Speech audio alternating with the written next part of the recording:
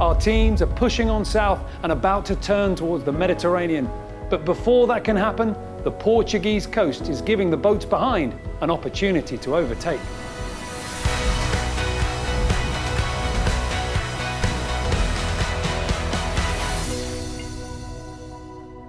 Welcome to the Ocean Race Show. Our VO65 and IMOCAs continue to push their way down south towards the entrance of the Mediterranean, and the miles and the racing are remaining tight. But another boat in an incredibly tight battle, this time against the clock, is 11th Hour Racing Team, delivering their boat to that finish line in Genova. But more on that one later. In our VO65 race, the 5 boats rounded Finisterre with the fleet stretched out, with Austrian Ocean Racing powered by Team Genova and Viva Mexico bringing up the rear 90 miles behind the leaders. But the battle for second and third was close, with Mirpuri Trifort Racing Team and Team Yayo neck and neck, while splitting away on different courses. So we're 10 miles to leeward of Mirpuri. They're just on the horizon. So we think on this side there will be more wind. Right now there's a cloud just to windward of us and probably just to leeward of them. That's creating more wind for us and less wind for them. So that's good. Where do you think we will meet again? I hope we won't meet again. But I think we'll stay close together until Lisbon. You can just see him. Going a slightly higher route, but would feel quite nice, I think, on the helm. Seeing we're only doing 100 through.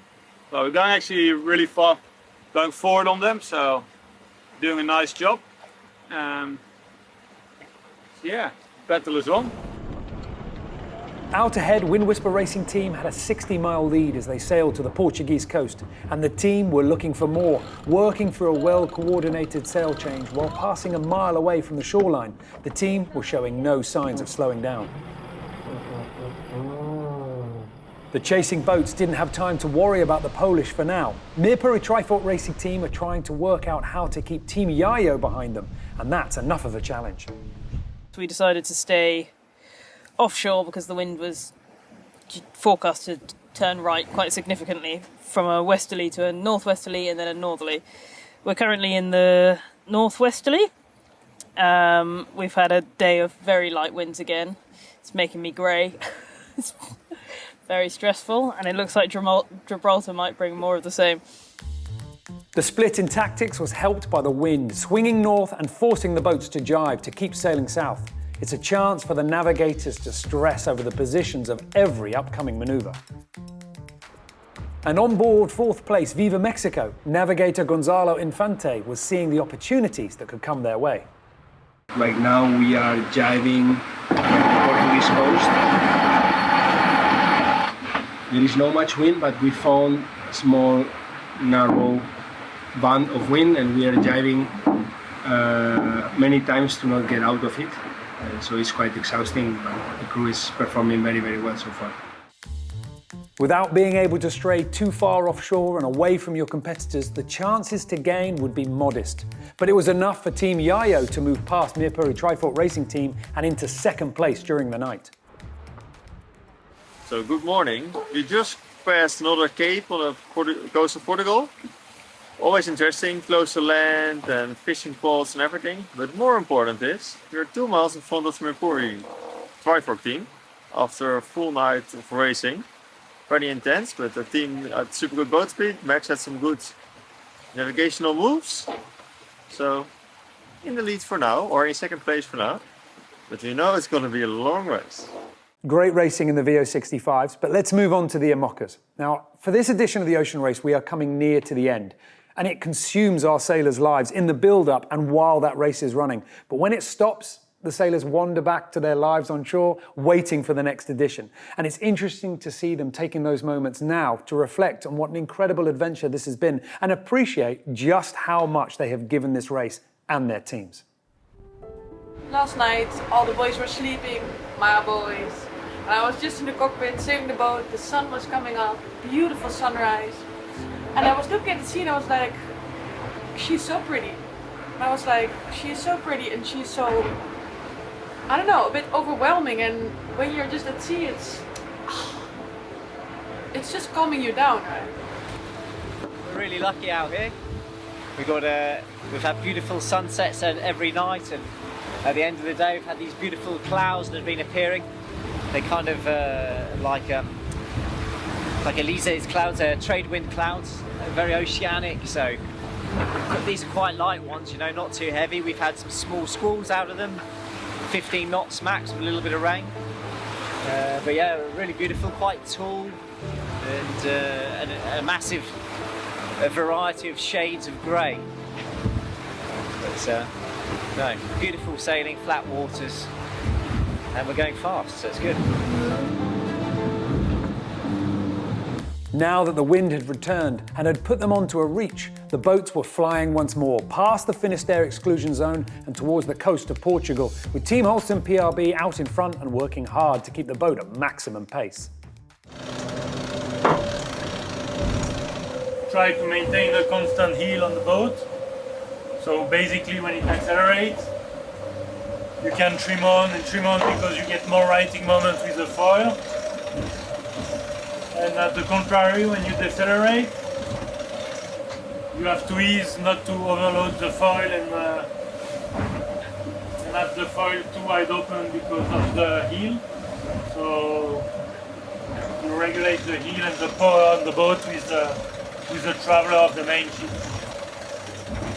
The speed pedal of the boat. We have 60 knots and the boat speed is currently around 21, 22, 28. This is the highlight of this watch.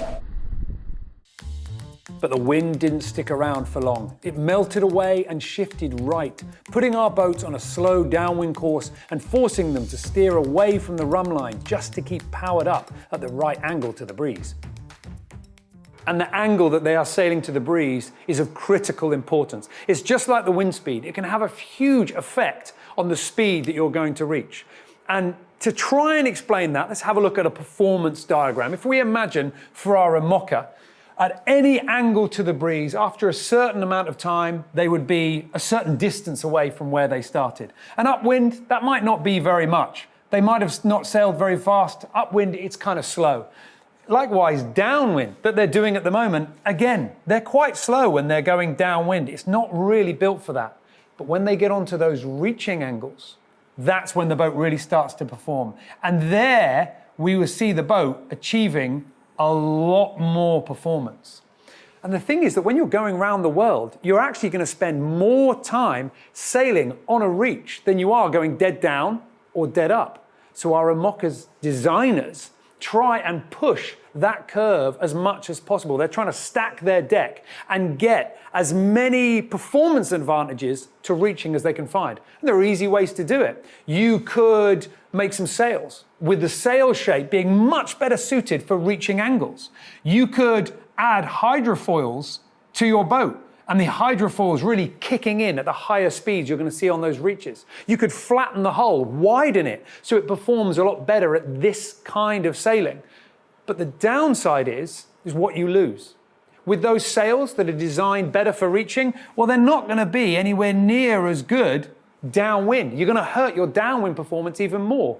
Likewise, upwind with a big bulbous bow that's great to avoid the nosediving, that can really hurt your light wind and upwind performance. And as the IMOCAs go through evolution after evolution, the designers have always got to be careful about packing too much into one particular performance angle. For the IMOCAs that we see in this edition of the Ocean Race, they definitely have a sweet spot, and it is that reaching angle. So now, at the moment, on this leg, in light winds and mostly upwind, the IMOCAs are hurting compared to the VO65. It's an unofficial competition between the two fleets, but the VO65 is much more rounded. It hasn't got that incredible performance edge anywhere around the curve, but it does able to steer a steady ship. It keeps the speed up at just about any conditions. And that's why, at the moment, the VO65s are outperforming our IMOCAs in the light winds, upwind racing. But for the IMOCAs, it doesn't matter if the VO65s are faster in the light winds. It doesn't change their race, except one IMOCA really does need to be the quickest thing on the water right now, and that's 11th Hour Racing Team, delivering their boat to Genova and desperately wanting to go as fast as possible. What's at stake? I mean, you let a sigh like that go. Where's it coming from? Well, side like that is coming from a number of places. I would really like to get to Genoa on time. Well, what the hell's on time? In enough time to compete in the import race and go to the awards. And that's pretty touch and go right now, I'd say. Something like that, missing just one title race, could end up being the difference. Well, and it's longer we got to spend on the boat. I love this boat, don't get me wrong, but it's not really vacation, it's where you come to race, and we're not really racing other than against the clock. You can hear the engine in the background, a little atypical for a racing environment. Just as we have done since the incident, and I guess since the beginning of the campaign, you do what you can, and we will continue to do that. So there you go. Light winds and a long way to go for Charlie Enright, while ahead of the American team, the other three IMOCAs positioned themselves into some breeze next to the coast and started the first of many jibes to stay in the narrow strip of northerly wind.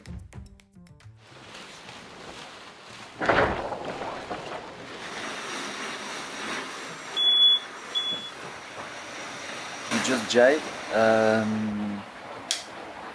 We try to stay in a corridor with the maximum wind we can get. It's quite light. We have 6-7 knots of wind. It's still okay. The spinnaker is still flying. So we just try to jibe to stay in the right corridor to get the maximum wind for the night. And then tomorrow we will have more wind tomorrow afternoon close to the shore. With the sea breeze effect, it will be much better. Ahead of Team Militia in second place is Biotherm, having an incredibly strong leg at the moment. This team has evolved and developed their sailing style since the race started back in January. And they started very strong with an international mix of IMOCA superstars. And Paul, all the way back for that first leg departure, was leading the fleet out of Alicante. They fell behind as the fleet reached the southern Spanish coast and failed to retake the miles, finishing the first leg in fourth with clear disappointment.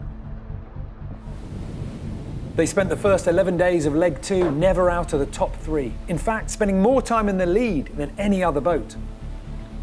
But despite leading again with only 20 miles to go, Biotherm finished in second when Team Holcim PRB managed to slip past just before the finish. Leg 3 was the big Southern Ocean Marathon, and Paul Mayer recruited 3-time Vendée Globe competitor and previous ocean race skipper Sam Davies, but it was a shaky start. In the import race, they hooked themselves around a mark and had to retire. And during the leg start, the big winds, huge speeds and crash landings resulted in going back ashore for repairs and starting behind the fleet. Carbon fibre repairs to their boat in the freezing temperatures of the Southern Ocean forced them to improvise to provide enough heat for the resin to work. Along with the rest of the fleet, they had plenty of hardships, including sailing without electronics around Cape Horn, and sailed the last section of the leg down on speed, so very relieved to be at the finish line. The leg from Itajaí to Newport saw new crew swapping in, and the journey north was very much in 2 chapters. Paul and his young teammates were neck and neck with the other IMOCAs as the fleet drag raced to the northern hemisphere. La catastrophe. But the second stage of the leg saw them falling off the front runners and finishing third into America. The double points leg back to Europe was their biggest test, as the miles they lost on day 2 saw them arrive the wrong side of a weather front and forced them to sail north around the light winds that had appeared in their path.